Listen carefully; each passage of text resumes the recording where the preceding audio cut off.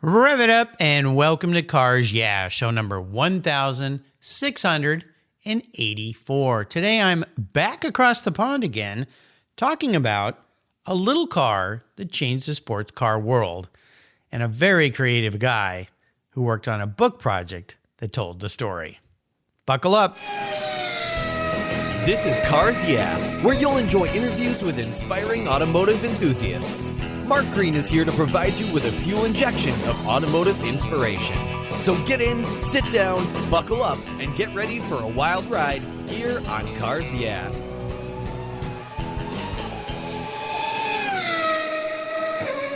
Hello, inspiring automotive enthusiasts, and welcome to Cars Yeah. Today I'm back across the pond. Seems I've been there many times in the last few weeks in Wimbledon in the UK with a very special, very creative guest by the name of Rick Ward. Hey, Rick, welcome to Cars Yeah. Are you buckled up and ready for a fun ride? Hi, thanks very much. Yeah, and really appreciate the invitation and looking forward to our chat. Well, we're going to have some fun today. Now, before I give you a proper introduction, would you share one thing with our audience here that maybe most people don't know about you? Yep. Would you believe? I love silence. Well, that's not going to work today, Rick. No. And being in peaceful surroundings. You know, I think it's more and more important these days. We are just obliterated with so many messages and with social media and online and just all this stuff coming at us. I've always said, really nice to just go out into a forest or to an ocean or somewhere and sit in silence and observe. It gives you an inner peace, don't you think? Oh, absolutely. I mean, I learned that from... And I had it in the back of my head, but I went to, through whole circumstances, I went and spent, when Deepak Chopra was beginning his career, I met him through George Harrison, and I'd gone through a heavy divorce, and I was sort of pretty shattered. And I went to his 2.5 weeks I was with him. Wow. In just down the coast. Oh, I can't think of the name now. Anyway, it was in California. And there, he introduced me to a thing called silence, because most people know me as someone who loves to talk. And one of the first things he did was made me wear a badge to say, in silence. So I couldn't speak for 3 days. Oh, my God. To anybody. Wow. And that discipline it was just amazing. And the longer I did it, it was truly amazing, and I really found it. And really, it's the basis of what meditation is about in Buddhism. Wow. It's like to learn to be or not to be, and to be in the moment. That, I think, is crucial. Wow. So for me, that's what not many people realize or even would believe that's something that I enjoy. Because I love people and chatting. So yeah, well, that's tremendous, and to get to do it with somebody like him is quite amazing. So that is an incredible story. Well, listen, let me give you a proper introduction, and we're going to dive into some questions here. Sure. Richard, or to his friends, he's known as Rick Ward, is a design consultant who has worked in the UK design industry for over 40 years. He was a founding partner of The Team, brand communications consultants, creating work for major companies, including the Beatles. There's a tie-in to one of the Fab Four.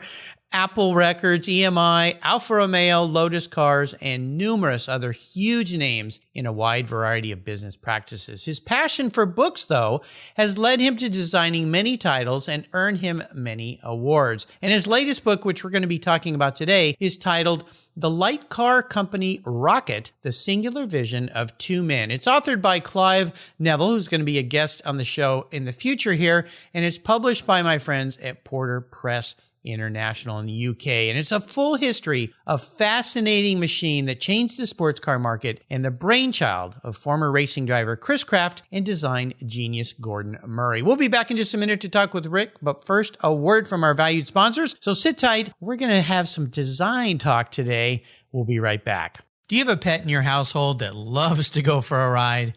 Our pets are part of our families, but they can be very hard on your vehicle's interior. Well, Covercraft has you covered. They offer a wide variety of solutions to protect your vehicle's interiors from Fido's rough treatment. Canine cargo area covers are padded for comfort and provide door-to-door protection. Pet pads have built-in features to keep cargo areas and seats protected. Covercraft solutions cover cargo areas, bucket or bench seats, and protect from damaging claws, pet fur, hair, mud, moisture, and that occasional drool from permanently damaging your vehicle's delicate surfaces. Choose from a variety of styles and colors that cover almost every vehicle made. Is your dog getting a little old? Covercraft even has a pet ramp so your trusted companion can get himself into and out of your vehicle. Here's something special to you from me at Cars Yeah. If you go to covercraft.com and use the code YEAH120, YEAH120, you'll get 10% off your Covercraft order. Go to covercraft.com today and use the code YEAH120 and you'll get this special 10% off. Tell Fido it's from me. That's covercraft.com. Use YEAH120 at checkout. Covercraft, they've got you covered. Woof. American Collectors Insurance, that's how I now protect my Porsche Turbo, the one I call my Orange Crush. Are you insuring your classic vehicles on your regular daily driver auto policy? Then your special vehicles are at risk. Your regular auto insurance carrier won't tell you how much you'll get until after a claim, and more than likely, you'll be in for a rude awakening. With agreed value policy from American Collectors Insurance, you'll be paid your vehicle's full agreed value. No surprises. If you're driving your collector car less than 5,000 miles a year, do what I did. Call American Collectors Insurance and get your very own agreed value policy tailored to your specific vehicle. If you're like me, you're picky about who works on your special ride.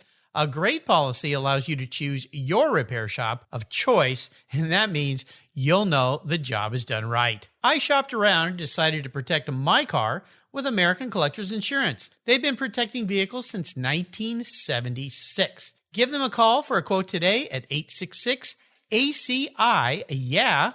That's 866-224-9324. And protect the ones you love. I did at American Collectors Insurance. Classic car insurance designed by collectors for collectors.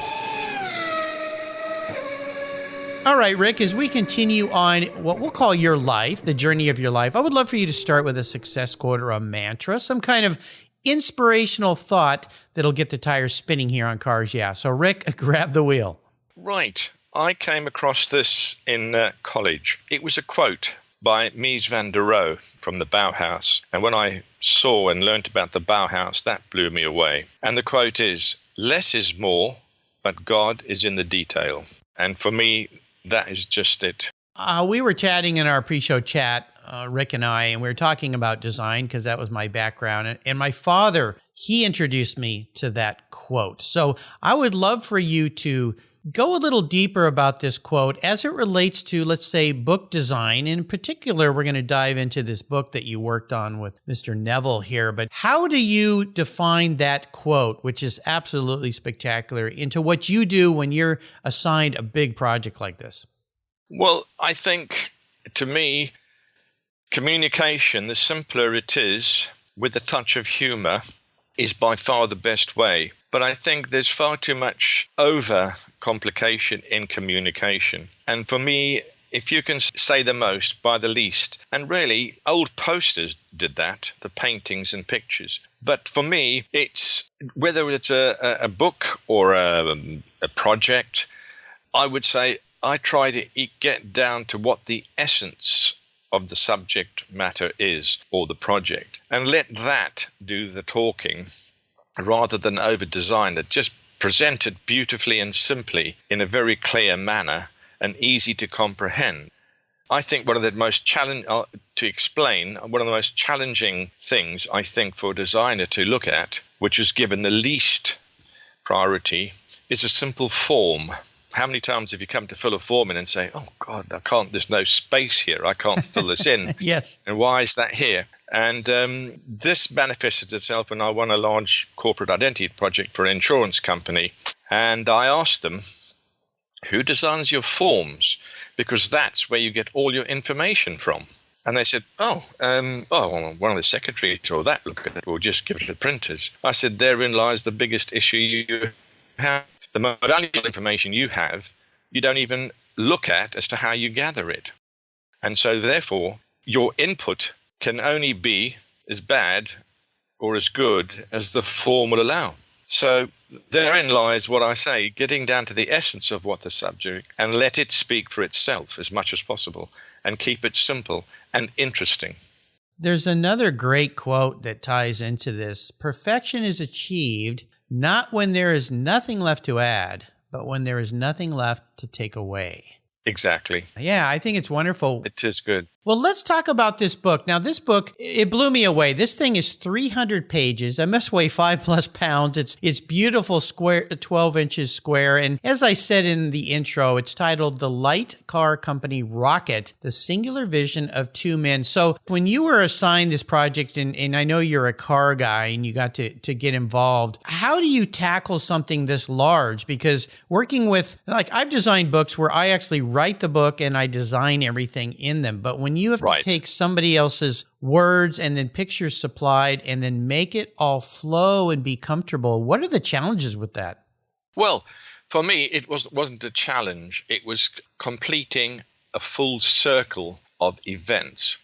I'm fortunate enough to have known Gordon Murray since he arrived at the college, and also he's from Durban in South Africa. And unbeknown to me, he was at college in the engineering department section, and I was in the art and design, and we never actually met. Oh my gosh. And he then came over, and he ended up marrying one of the girls who I was at college with. And I've known him as soon as he arrived in the UK, which was very early, I think it was 69 or 70. And since then, we've been mates. So that put slight background to the project of the rocket. I have worked on and off for Gordon in all these various roles for Brabham, McLaren Cars, and now as GMD.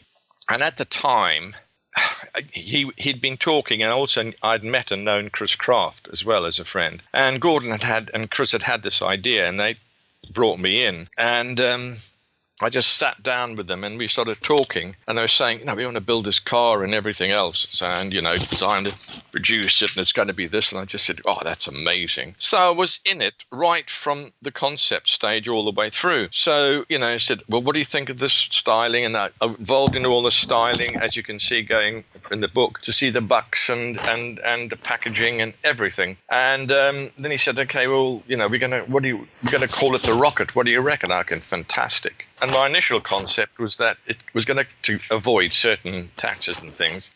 It was going to come out as a kit car. So I said, well, why don't we package it in a different way? So what do you mean? I said, why don't you if you deliver it as a kit car, it means it's got to be built. So deliver it in a giant cardboard box with a big poster on the side featuring, a nice rocket, because it's a big boy's toy, literally.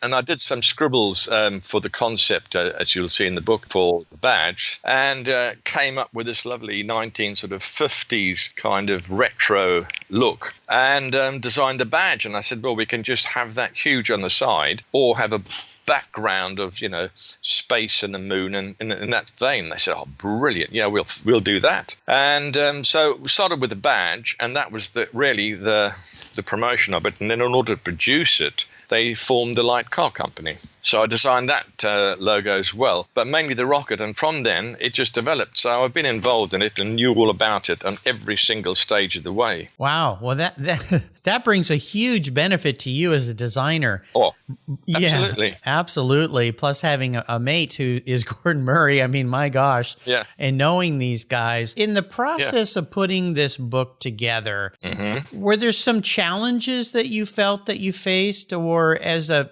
very seasoned designer? And I know you're what you call retired, but I don't think someone like you ever really retires. You don't really sit on a porch. You're going to always be creative. You remind me a lot of my father, because when he retired, he got even more busy with his life. Yeah. So when we talk about a challenge with a book like this, because there's so many pieces to it, and then working with Clive, the author of the book, were there some challenges you faced that you felt you had to kind of work through? Oh, yes. And that was the photography and records. I think we were talking about it a little while ago. I think we spent about 8-9 years on this book, putting it all together. Really? Wow. The research it was down to research and locating photographs, and because just Clive and I were doing it for nothing, and we were just going to self-publish it at one point. For me, as I said, it was fulfilling the complete circle. So it was tracking down references, tracking down photographs, getting permission, trying to say, look, we've got no money, absolutely nothing, but we'll give you a book. And so loads of people, photographers and some magazines and that have been fantastic in saying, oh, yeah, okay, fine, we'll do that. And I think sometimes it was taking so long they didn't believe us, but finally it's done, and it's come out as it is. So for me, the challenge was getting that done, and then trying to squeeze it into 300 pages maximum, because that's an optimum page number for Porter Press, I believe. And so that was it. And then I said to Clive, well, what we need to do is let the pictures speak. You write and let the pictures speak. So we did chapter by chapter by chapter, and just built, and we tried to get as many pictures as possible and as many drawings as possible. Gordon helped us immensely by he's fastidious at keeping sketches and notebooks, so he allowed us to use that, and some of his own photographs as well. But we've had a lot of help from journalists and owners who supplied us with photographs as well. So it was to collect the material. And then when we did find material, we then had to get clearances and try to waiver a fee from it. So that was the challenge. But eventually it came down. And Chris, unfortunately, is not very well. Oh, I didn't know that. Yeah. And Gordon and another guy called Brendan Wang, who took over the light car company from Chris, wanted to get it done before anything happened to Chris. So they said, okay, sod this, guys, we'll get it published. So they then spoke, and Gordon was doing his book, One Formula, with Colin Porter, with Philip Porter. So they spoke to him. He said, you're on. And I said, oh, well, I'll just deliver the artwork to you, and this is it. And so we arranged a rough spec, and that's where we went. But the challenge was getting the material together, to be honest. I mean, this book has over 400 color and black and white photos in it. As I mentioned, it's huge size, almost 300. Well, 300 pages. Just 300. Just 300. Just 300. Yeah, that's all. But it's really brilliant. And I didn't know a lot about this vehicle, and I haven't quite gotten through the whole book. I sat down last night knowing we were going to talk, and I just started getting enthralled in things and realized, oh, it's midnight. I've got an early morning call from the UK. I better get to bed. So I'm fresh. So I'm really looking forward to spending more time with this book. You did a fantastic job. It's really brilliant. And I love so many components of it. And it's one of those books that I think everybody in the automotive fascination or world should really have on their library shelf. And we're going to talk in a minute here about your passion for cars, and also another book that you produced, Driving Ambition, the story of McLaren F1, which we'll get into. F1. Yeah, which will be pretty darn cool. Let's take a short break and thank our sponsors. And we come back, I want to talk a little bit about this passion you have for automobiles, because you're a designer, and I know you're a fellow Porscheophile, which means we're going to get along marvelously. So sit tight, keep your pencils and your notebook handy, and we'll be right back. Right here. Let's take a pit stop from the conversation and talk about my charity of choice here at Cars Yeah, America's Automotive Trust. America's Automotive Trust is a group of like-minded nonprofits working together to preserve and promote car culture across the country. Together, they provide scholarships and grants to aspiring technicians and restoration artists. They provide youth education programs and bring communities together through auto-related events, car shows, and drives. One of those nonprofits is very near and dear to my heart because it's right down the road from the Cars Yeah headquarters. It's the LeMay America's Car Museum in Tacoma, Washington. One of the world's truly great automobile collections, and one of those must-see bucket list destinations for car people like you and me. If you haven't seen it, I hope you make a trip soon. And if you have seen it, it's probably time to visit again. To learn more about this fantastic museum, go to www.americascarmuseum.org. And while you're there, you can donate to help them keep their engines running. That's www.americascarmuseum.org. Kevin Buckler is a winning racer and team owner of the Racers Group. He has over 100 professional wins, multiple wins at the 24 Hour of Daytona, and a win at Le Mans. Kevin realized the racing world is about the people and founded Adobe Road Winery. He and his team have created a winning combination with the Racing Series, 4 ultra-premium red wine blends that are in a class of their own with a racing twist. Just like in racing, these wines comprise of art, precision, engineering, science, superb taste, all blended together with a whole lot of fun. There are 4 carefully crafted blends with race-inspired names: Redline, Apex, Shift, and the 24. When you purchase all 4, you get the entire lineup in a beautifully designed gift box. There's a printed description of the blends inside the box lid, and every bottle is parked in a protective, die-cut placeholder. The bottles feature 3-dimensional labels, and I promise you'll want to keep them after enjoying these delicious wines. The box is so cool, you'll want to keep it too. The Racing Series is a killer gift for the automotive enthusiasts in your life, and I have a deal for you. If you use the code CARSYEAH, all one word, all caps, at checkout, you'll get $10 off any purchase of wine from the Racing Series. Your wine ships promptly and arrives quickly. Use the code CARSYEAH at checkout for $10 off on your purchase today. There's always a seat at the table for excellence with the Racing Series. Go to adoberoadwines.com and use the code CARSYEAH today to get your deal. Cheers. All right, we're back. Now, I would love to know more about your personal passion for automobiles. I know you sent me some materials before we got together on this call, and you have a 88 Porsche Cabriolet. I've got an 87 Turbo, so we like that nice era of cars. What was that pivotal moment in your life, Rick, that you knew that you were going to be a bit of a car guy? Well, I think it was when I was in my teens, really. I wanted, this was in Africa, and I loved cars. I actually wanted to get a motorbike. My mother forbade me. I ended up having a Lambretta scooter. But a friend of mine had got hold of, I don't know where from, there was a little car made in England called a Berkeley Special. Mm-hmm. And it was one of the first cars that had a motorcycle engine, but it had 4 wheels. And it had a loose shape like the AC Cobra sort of thing and the early D-type Jags and things, starting those bulbous. I just thought it was amazing. Anyway, that was it. And I just thought, it'd be lovely to have a car, something like that. Yeah. And that was it. And then when Gordon came here and got a job for Brabham's, went down to see it because, I'd never seen a Formula One car being made, never even thought about it. And it was just like amazing to get to see the factory and how few people produced these unbelievable cars. And to me, it was just lovely. It was the sound of the engines going off, the smell, the shape of Gordon's cars, because as you know, he is known for beautiful cars. And the thing that struck me was the wooden bucks they used to use for making the bodywork, which was made out of fiberglass. And they're made out of this sort of wood, which they then used to mold. And it was made in strips all the way up and then cut out. And it was just, I thought they were like sculptures. I said to Gordon, you should keep all these because you could put them in your garden as sculptures.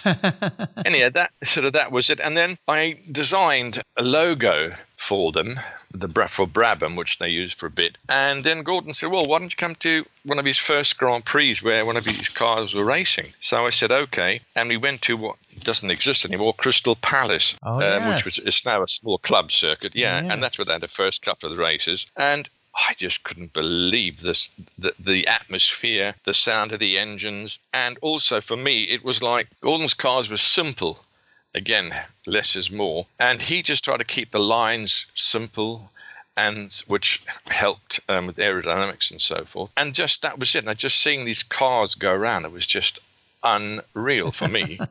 And that was just it, really. And after that, I just loved cars. But I could never, ever afford a big car, a sort of special car, because as soon as you get married, bang, you've got to be into a practical car that'll take prams, cots, and all that sort of stuff. Why does that always happen? What's with that deal? Well, I think it's life, I think. Yeah, life and children and everything. Well, you know, I always ask my guests about their first very special car. You mentioned that Berkeley, which is a very interesting mark. I think they were founded around the mid-50s or something, and then by 60 they were kind of out of business. But interesting history. They also made, you talked about a 3-wheel kind of motorcycle engine version, I think, but they also made a sports car. But what was your first really special vehicle? Well, first special vehicle I would say that I just had wanted all my life was the Porsche, and I bought that after the divorce, and for my 50th birthday. Oh, nice birthday present. I thought,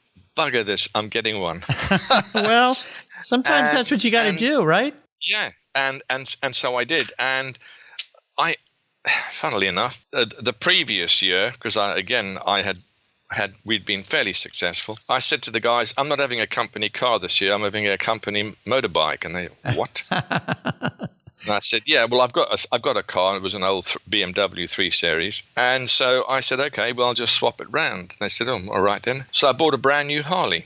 Oh, wow. And so I was using Harley to go to work and so on. And one day I was coming back from a client, and in front of me was a guy driving this Porsche, my Porsche. And I thought, bloody hell, that's nice. And it was in good nick, and I followed him. And it was on the way home, and he stopped off, and he just opened up a showroom. So I pulled over and said, can I come? Is that for sale? He said, yeah, we're not open yet. So I said, well, I'll come on Saturday. And the rest is history. I went in, bang, that was it. They're certainly fun cars. They've been my car of choice and mark of choice for, my whole life. Well, here's a bit of an introspective question for you, Rick. I'm going to get into your creative mind here. If you woke up tomorrow and you were manifest as a vehicle, this isn't what you want to be. This is how you perceive your talent, your personality morphed into a vehicle. What would Rick Ward be? And more importantly, why? Well, you asked that. I come from Africa, and their cars have to function. And for me, car I've always wanted, even when I came here, is an old Land Rover Defender. They go anywhere. Highly functionable, easy to repair, unbelievably reliable, as people know. You can live in it. You can feel free. You can travel, and it's highly adaptable to being all sorts of things. And those are sort of qualities that I, hopefully am as a character. And I think going with the flow of things is interesting, but also being adaptable. I mean, this, the whole thing of success is adapting, and survival is about adapting to conditions and changing conditions. And as you know, as a creative, it constantly can happen where they suddenly change everything that they want to say or they want to, or want to show. Yes. So to me, it's just form and function, really, back to an old good principle of less is more, really. I love it. Nice answer to that question. Well, we are entering what I call the last lap, a little bit of a lightning round here. Yeah, sure. I'm going to fire off some questions, some quick blips of that Land Rover Defender throttle answers is what I'll get from you. So here's the first one. Would you share with us one of your personal habits you believe has contributed to your success and enjoyment in life? Yes, I would say my passion and my interests in what I do. And I discovered that at college. And I think that when I got to college, it was never hard work for me, whereas school and studying had been. At college, it was just something I wanted to do. I was so interested in it, and I worked incredibly hard, just purely because I was so interested and got such a kick out of it. And I think that's it, is just to be focused, have a passion, but the most important thing is being interested in what you do. And that's what I tell kids when I used to counsel them, and they used to come from schools to have breaks with us to find out what design was. I said, what are you interested in? And they'd tell me all sorts of things. So I said, well, why do you want to come here? Oh, well, I think it's an exciting. I said, no, but you're not interested in it. And don't think it's just sitting around drawing pretty pictures. It's not. Right. It's very hard work. I said I call it a performing art, where you have to go in every day and be creative, whether you're thinking good, whether you're feeling great, whether you've had a heavy night before or whatever, or you're stressed out or peed off with somebody. You've got to be really interested in what you do, and you've got to be passionate, because you might be employed to work 8 hours a day, but trust me, you're going to end up doing 10 easily. So that's it, a focus and a passion and an interest more than anything. Great advice. Now, if I could arrange for you to sit down and have a meal or a drink with anyone, let's say in the automotive industry, who would that person be? Without a doubt, Gordon Murray. The reason being is I've known Gordon for a long time. He's his dear friend. And through him, I've met and been going to many Grand Prix. And I've met a lot of the racing drivers, the people who were, being part of it, and been to different, working at Lamborghini, redoing their logo and things. And he's an amazingly genial man. Very, very knowledgeable. He has a huge knowledge of wines. He's an enophile, as they are called. And he also loves music. He's a great listener. And as a person, he's exceptionally generous, not only in his wisdom and advice, but as a friend. And and we chat for hours and hours and hours when we do. So, to me, he's interesting. I always learn something different when we talk and come away feeling, oh, that was phenomenal every time. Awesome. So, now, when it comes to automotive advice, has someone ever offered you some advice that was very valuable? Yes. Again, sort of talking to Gordon and a few other people, I think you've got a car has to fit your purpose, and it's a need and a want. Want is a great thing, but need is a necessity, literally. So for me, it was like, think of the purpose. What do you want it for, and what do you need it for? So it has to be purposeful, functional, running costs, and you need to feel comfortable and safe in it, and so does your wife or kids or whatever. So really, it's just a fit-for-purpose car and the pragmatics of it. Well, so many of us car fanatics really don't buy cars that way, though, do we? No, we have a whole nother agenda in our life, Absolutely. and it's about passion. We don't really care. Oh, I forgot. I have to have back seats for my kids. Darn it. Well, that was the reason I could never have a Porsche before, because you can't really stick a baby seat in the back of a Porsche. Well, I figured out a way to do it when my daughter was born. Wow. So there is a way to do it. But at that time, only one company made those seats. Now, when it comes to resources, there are so many for us these days. Is there one in particular you'd like to share? A resource? I don't know. I think, for want of a better thing, my interests are wide and varied. So I think on the web you can find and search for whatever you're looking for, but you need to also check that it's real. It's real, I suppose. Yeah. And, not virtual, but real in terms of its facts. But you can get a lot from that. And I think if you're a car fanatic, I'm sure it's people where you can source parts from and panel beaters and paint sprayers and mechanics and that sort of thing. But I think, for me, in my point of reference, I would say that because, or else I would have said a library in the old days, because it's about opening your mind, really. Yes. And finding out. Yeah. You said something here that I think is a highly underutilized thing, at least here in the United States, and that is our libraries. Tell me. Yeah, my wife has discovered that they will actually send her audiobooks to her device for free because you just need a library card. She gets all her books that way. We get movies that way. And a lot of people don't realize that. They think of old-fashioned, you have to go in, you have to find a book, and even if they don't have the book you want, you can pre-order it, and they'll tell you when it arrives. So the libraries, and our taxes pay for this, so utilize those, listeners. The libraries are a wonderful resource. Now, I always ask about a book. Now, obviously, we're going to be promoting the light car company, A Rocket, the singular vision of two men. I also wanted to mention briefly here this other book you worked on, Driving Ambition, the story of McLaren F1. Tell us a little bit about that.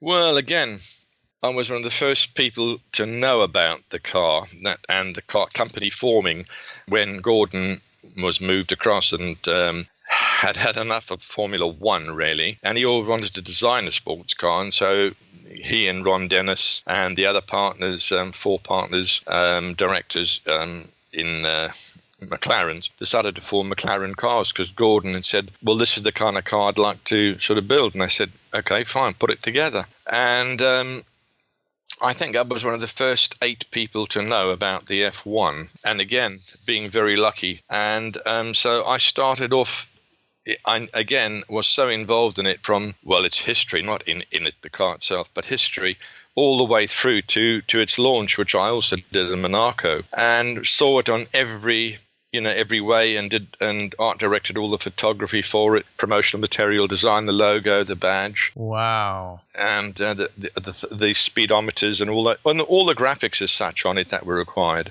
Man. So it again, how blessed am I to have been in that position? Oh my gosh, that's incredible! That car has become like the modern day GTO from collector standpoint because they've gone stratospheric in value and they're so spectacular. I was very fortunate when that car was first coming out because they had an alliance with Facom Tools. out of France. Mm-hmm. And I was Yes. I was importing Facom tools, and I was over there and I got to take a little insider tour of those when those cars were first built. They had a little compartment on the side where they had their own private set of Facom tools. And I was sitting there looking at this vehicle, and I'm just thinking, this is going to be a car that will live on forever. But now I'm talking to a guy that got to be part of the design process. How fascinating.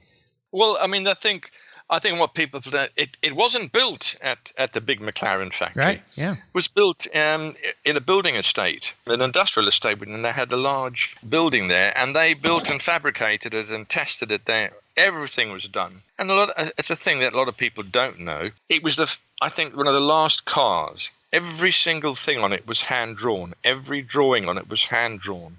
And again, I think it's like the peak. Yes. Of sports cars or cars in the industry, and it's iconic, and it'll be the ultimate forever, really. It always will be, unless I haven't seen, but I've been sort of part of, but not as involved at all in the new T50, which is coming out.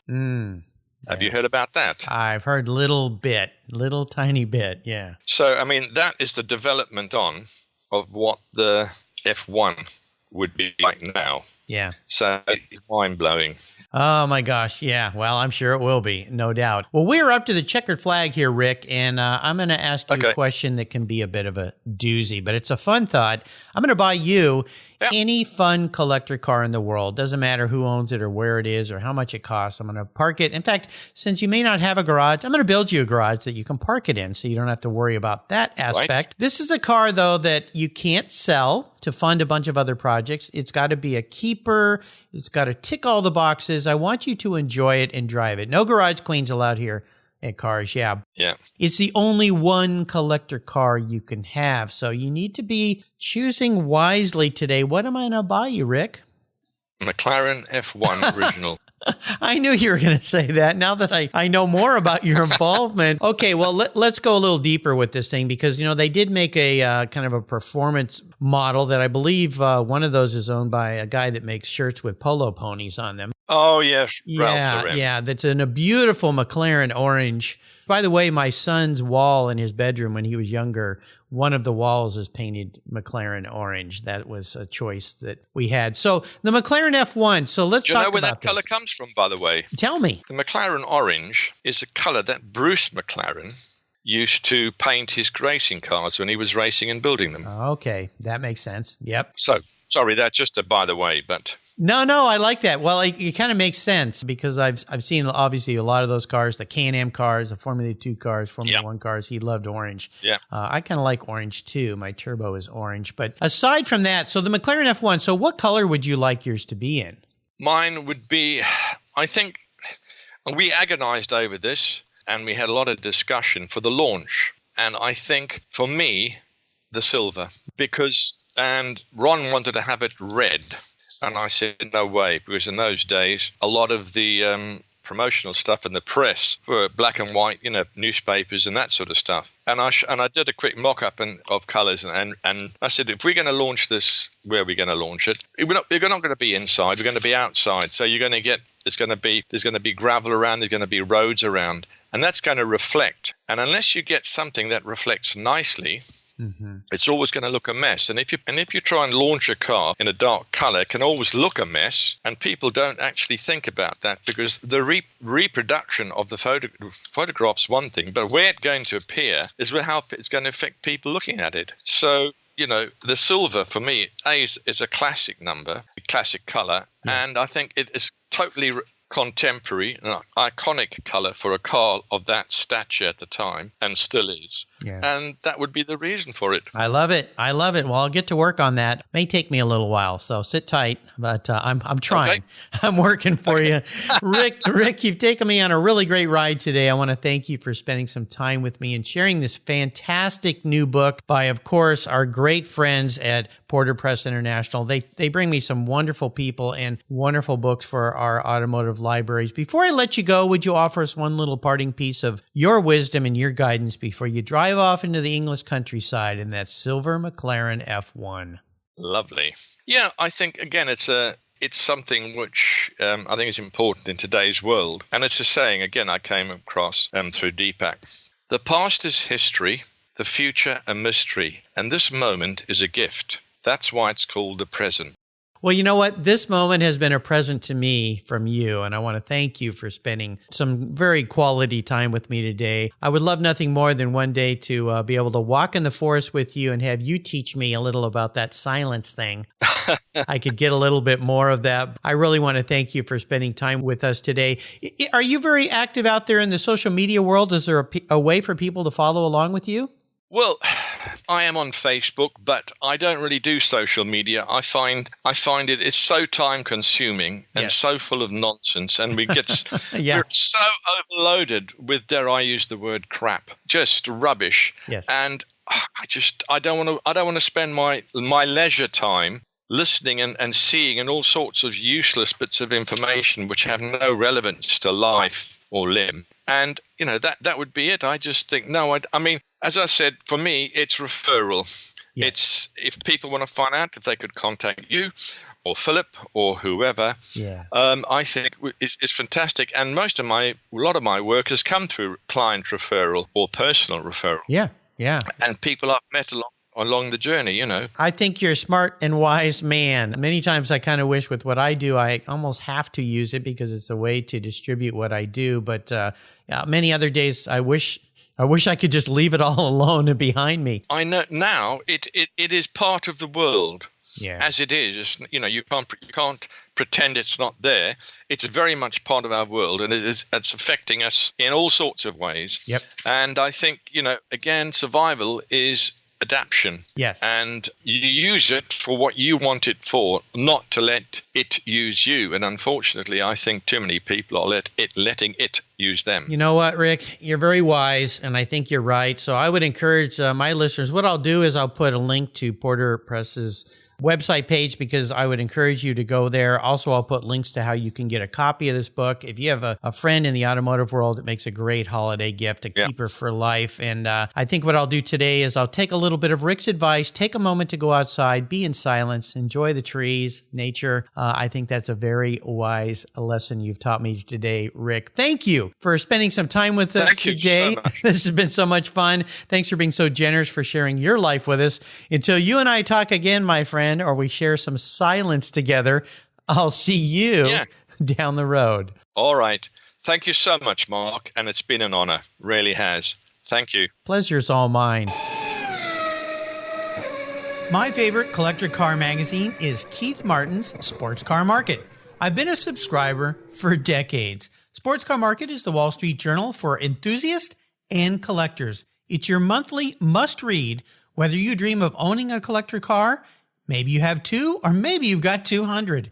Sports Car Market has been around for 31 years, and it's filled with valuable articles, intelligent write-ups, and the latest auction sales. Go to sportscarmarket.com and subscribe today. Here's a couple deals I have for you just for listening here on Cars Yeah. If you use the checkout code CARS Yeah, you'll receive a 50% discount on your digital subscription at Sports Car Market. That's an exclusive offer from Cars Yeah. And guess what? Here's another deal. If you'd like to get the actual magazine, use the code BSH for buy, sell, hold. That's code BSH, and you'll get $10 off your annual print subscription. That's right, $10 off. Both of these are exclusive offers here at Cars Yeah for Sports Car Market Magazine. Just go to sportscarmarket.com and get your deals today. If you're listening to Cars Yeah, you've probably spent some time working on your favorite ride. But how confident are you working on your finances? You may be able to rebuild a fuel injection system, but can you decipher the details of a mutual fund? If you're like me, investments, insurance, annuities, budgeting, and other financial concepts may seem a bit daunting, but what if I told you there's a book that describes these subjects and more in an easy-to-read and a very humorous way? My friend Chris Kimball, CFP, a longtime sponsor and past guest here on Cars Yeah, has written that book, and it's titled The Saga of Ike and Penny, a couple's humorous journey through the confusing world of finance. It's a fun look at things you need to know. Everything from investing to effective ways to get rid of credit card debt, and it's probably the only book on finance with a VMAX on the front cover and a classic Mini Cooper on the back. The book's available at Amazon for just $10, and this book will dramatically improve the direction of your financial future. I gave copies to each of my children. All securities are through Money Concepts Capital Corp. Christopher Kimball Financial Services is not affiliated with Money Concepts Capital Corp. Get your copy, The Saga of Ike and Penny, today. Thank you so much for joining us on today's ride here at Cars Yeah! Drive on over to carsyeah.com to find show notes and inspiring automotive fun. Download your free copy of Filler Up, a fun book filled with gorgeous photographs of fuel filler fun, including quotes from more inspiring automotive enthusiasts. Download your copy today, and we'll see you next time on Cars Yeah!